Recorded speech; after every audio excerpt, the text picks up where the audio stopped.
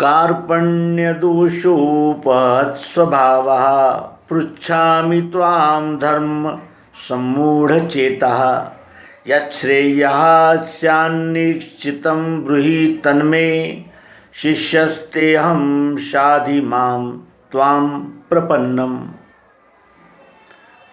भगवान हे सद्गुरुदेव श्री कृष्ण जी, अज्ञान के दोष ही समाये, अज्ञान के दोष ही समाये, भूला हूँ धर्म सो पूछता हूँ।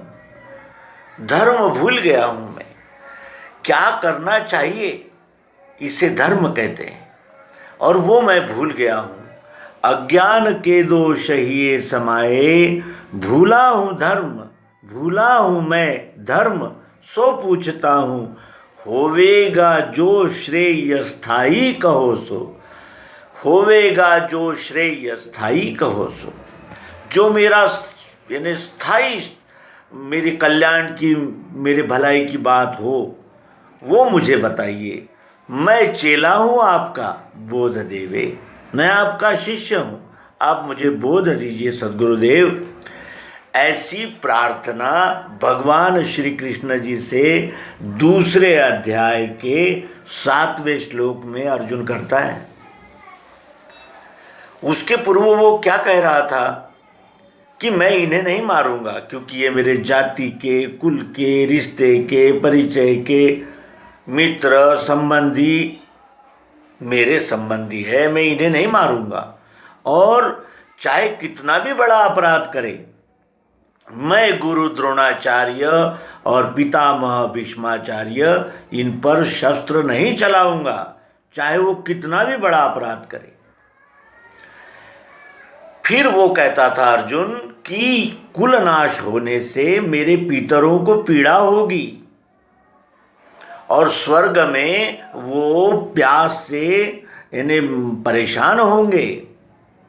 मैं तर्पण कैसे करूंगा? अपने ही लोगों को मार कर उनका तर्पण मैं कैसे करूंगा? इस प्रकार वो अज्ञान के दोषों से आवृत्त हो गया। और जब उसने देखा कि मेरे सामने साक्षात श्री कृष्ण जी जैसा, यानी क्या उपमा दे उन्हें तो योगेश्वर कहा जाता है, उन्हें उस सामने उपस्थित देखकर अर्जुन ने समझ गया, अर्जुन कि बस यही मौका है और यही वो व्यक्ति है जिससे मैं अपने हृदय की बात पूछ सकूं। और वो पूछता है कि अज्ञान के दोष ही समाये, भूला हूँ धर्म सो पूछता हूँ। होवेगा जो श्रेय स्थाई कहो सो, मैं चेला हूँ आपका बोध देवे। ये कहने के उपरांत भगवान श्री कृष्ण जी कहते हैं कि न सोचना जो सो सोचे, शब्दों में गान ज्ञान गा रहा, जीवितों की मरे उनकी ज्ञानी चिंता नहीं करे। बातें तो बड़ी विद्वत्ता की बताता है, शब्दों में तो सारा ज्ञान बताता है, लेकिन जो नहीं सोचना चाहिए वही सोच रहा है। अरे जीवितों की मरे उनकी ज्ञानी चिंता नहीं करे, क्योंकि ज्ञानी जानते हैं कि जन्म मरण विधि हाथ, और उसकी चिंता क्या कर रहा है तू? और पूर्व में मैं नहीं था क्या, क्या तू राजा न थे कभी, क्यों ये सभी आगे न होंगे यह भी नहीं। क्या पहले मैं नहीं था? क्या तुम नहीं थे? ये राजा नहीं थे? और इसके बाद भी क्या ये राजा नहीं रहेंगे? हम नहीं रहेंगे, आप नहीं रहोगे। देही को देह में जैसे बाल्य यौवन है जरा, वैसे देहांतर प्राप्ति ज्ञानी जाने फंसे नहीं। जिस तरह इस देही को देह में बचपन, जवानी, बुढ़ापा है, उसी तरह इस देह का देहांतर हो जाता है, रूपांतर हो जाता है। ज्ञानी जानता है और इसलिए वो इस शरीर के, इस पिंजड़े के इन्हें आकर्षण में नहीं फंसता, क्योंकि ये तो ओढ़ा हुआ वस्त्र है। इस प्रकार उसे समझाते हैं। फिर कहते हैं कि मात्रा स्पर्श है दाता शीतोष्ण सुख दुख के, अनित्य आते जाते हैं सहते जाओ भारत। जिस तरह धूप छाँव गर्मी सर्दी ये आती जाती रहती है, उसी तरह ये इंद्रियों के जो भोग है, जो उसके जिसे कहते हैं कि विषय है, वो कैसे हैं? शीतोष्ण सुख दुख के कारक है। शीत उष्ण सुख दुख ये सतत अनित्य है, ये आते जाते हैं, इसलिए इन्हें सहना चाहिए। इस पर हमारा कोई उपाय नहीं है ना। गर्मी सर्दी बरसात, इस पर हमारा क्या यानी उपाय है और क्या हमारा वश चल सकता है? इस पर क्या हम इन्हें नियंत्रित कर सकते हैं? इसलिए ये सब आघात आते रहते हैं, सुख दुख लाभ हानि जय पराजय, इसको सहते जाना चाहिए भारत। सुख दुख एक साही माने जो धीर अर्जुन, उसे व्यथा न देवे ये मोक्ष के योग्य है वही। सुख दुख एक साही जो मानते हैं, जो धीरज वाले होते हैं ना अर्जुन, उन्हें ये सुख दुख और सर्दी गर्मी ये व्यथा नहीं दे सकते, और वही मोक्ष के योग्य है। मोक्ष क्या है? मोक्ष के योग्य कौन है, इसके विषय में बताते हैं कि न यम ही न व्यथयेन्ते ते पुरुषम पुरुषर्षभ समु दुख सुखम धीरम सोमृतत्वाय कल्पते। वो अमृत तत्व को प्राप्त कर लेते हैं। वो अमृत तत्व क्या है, ये भी विचारणीय है। और यहाँ इसे बताते हैं कि ना सतो विद्यते भावो ना भावो विद्यते सतः, उभयोरपि दृष्टोन्तस्त्वन् योस्तत्वदर्शी भी। कभी दिखे नहीं मिथ्या अभाव नहीं सत्य का, आत्मवेत्ता जनों ने ये दोनों का भेद है लखा। आत्मवेत्ता जनों ने इन दोनों ये विभागों का अनुभव लिया है और इनका भेद जाना है। अविनाशी वही जानो व्याप्त जो सब विश्व में, उस अव्यय का नाश कोई भी कर नहीं सके। वो जो अविनाशी तत्व है ना इस विश्व में, उस अव्यय का नाश कोई नहीं कर सकता, क्योंकि वो अजन्मा है, उसका तो जन्म होता ही नहीं, और जिसका जन्म होता है उसका रूपांतर होता ही है, इससे कोई बच नहीं सकता।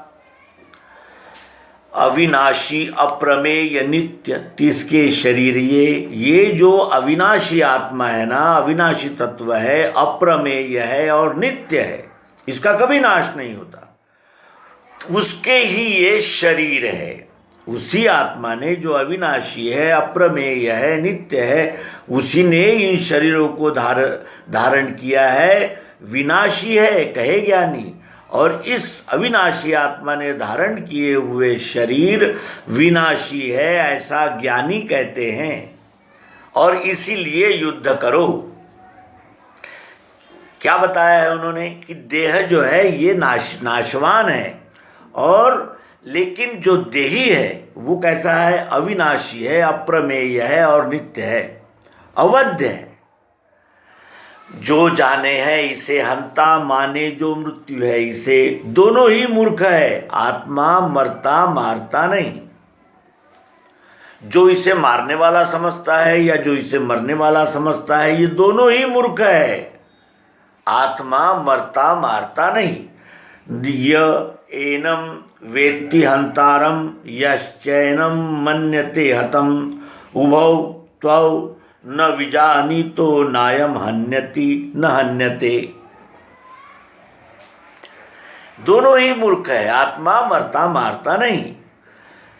अब जब इसके विषय में बताया गया है, ये हमें ध्यान में रखना है, क्योंकि यही हमारा विषय है। हुआ नहीं मरता भी नहीं है, ये आत्मा कैसा है? हुआ भी नहीं, क्योंकि ये तो अनादि है, नित्य है, अखंड है, स्थायी है, अनादि है, ये स्वयंभू है। तो इसीलिए हुआ नहीं मरता भी नहीं है, हुआ नहीं मरता भी नहीं है। जन्मा था वह जाएगा, है ना ऐसा? वह जन्मा है, नित्य स्थाई, ये अजन्मा पुराना, नित्य है, स्थाई है, अजन्मा है, इसका कभी जन्म नहीं होता, पुराना है, सबसे पुराना है ये विश्वरूप विधाता, मरे नहीं, देह को मृत्यु आवे। ये जो अविनाशी आत्मा है वो कभी नहीं मरता, लेकिन देह का मृत्यु होता है।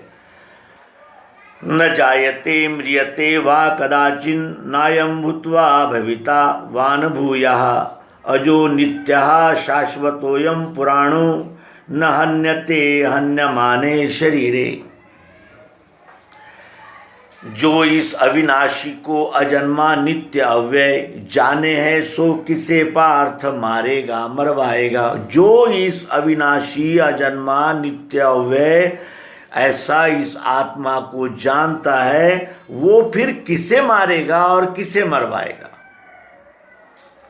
क्योंकि वो तो जानता है कि ये आत्मा तो मरता ही नहीं, शरीर ही मरता है। जो जाग त्याग के ये कपड़े पुराने, नवीन लेवे नर दूसरे ही, उसी प्रथा से यह जीर्ण देह छोड़े, लखे देह नया स्वदेही। प्रश्न ये था हमारा कि ये जो जन्म मृत्यु है, इसमें से क्या हम पार नहीं हो सकते? और पार कौन होता है, क्या होता है पार, और जन्म मृत्यु किसे होता है, कौन है इस जन्म मृत्यु को धारण करने वाला? यही हमारा मूल विषय है, जो हम अपने मूल विषय की ओर चल रहे हैं। ज्यों त्याग के ये कपड़े पुराने, नवीन लेवे नर दूसरे ही, उसी प्रथा से यह जीर्ण देह छोड़े, लखे देह नया स्वदेही। इस देह को जिस जीवात्मा ने धारण किया है, वो इस शरीर को त्याग देता है, क्योंकि ये शरीर जीर्ण हो जाता है, तब वो नया शरीर धारण कर लेता है। एक और कहते हैं कि मैं अजन्मा हूँ, नित्य हूँ, अव्यय हूँ, और दूसरी तरफ कहते हैं कि स्वदेही जो है वो इस देह का त्याग करके नया देह धारण करता है। क्या कारण है उसका, क्यों धारण करता है? ये अजन्मा नित्य अव्यय आत्मा उस शरीर में बंदिस्त कैसे होता है? किसने किया है उसे शरीर में बंदिस्त?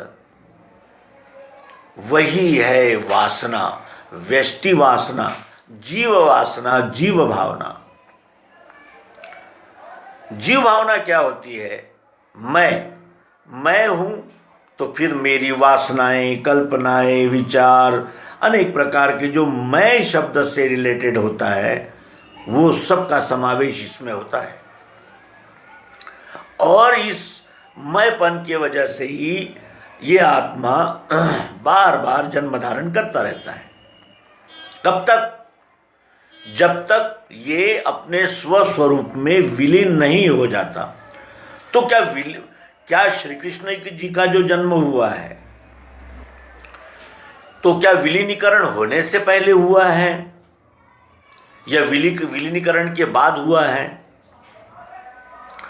तो इस बात को समझने के लिए हमें ये जानना चाहिए कि जैसे एक उदाहरण देंगे कि जेल में कुछ लोग जेल देखने के लिए गए और अंदर कुछ कैदी भी है, तो ये दोनों भी जेल के अंदर ही है।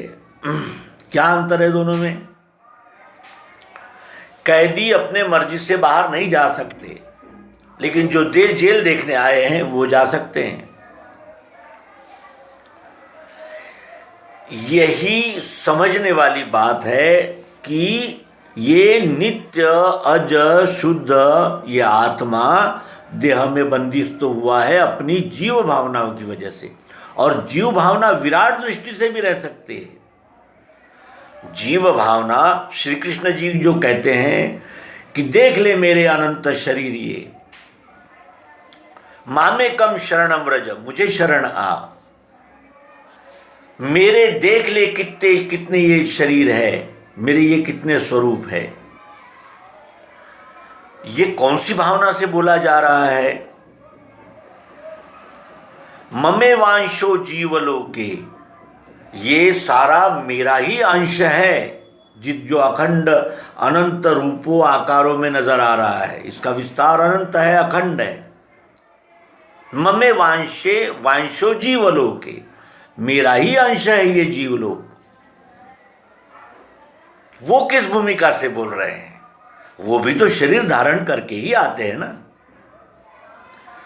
और एक जो तीसरा भाव है, उसी भाव का निरूपण हम आगामी अंक में करेंगे, और वो हम सर्वांग योग से मिलान करते हुए इस प्रश्न का उत्तर खोजेंगे कि जन्म धारण कौन करता है, जन्म किसे धारण नहीं करना पड़ता है, और किसको इस जन्म को धारण करने की विवशता रहती है। यही हमारा आगामी विषय है। हम सभी मित्रों को आग्रहपूर्वक आमंत्रित करते हैं कि वे श्रीमद् भगवद गीता, इस विश्व संविधान का अध्ययन हमारे साथ साथ करते चलें, और हम सब जानत तुम ही होई जाई, मायानंद कहे फिर कोई भेदभाव नहीं रहता, और ये शक्कर का ढेला जल में जाकर जल रूप ही धारण हो जाता है, और वही हमारा लक्ष्य है। ये कहते हुए इस अंक को विराम देंगे। नर्मदे हर सद्गुरु भगवान की जय।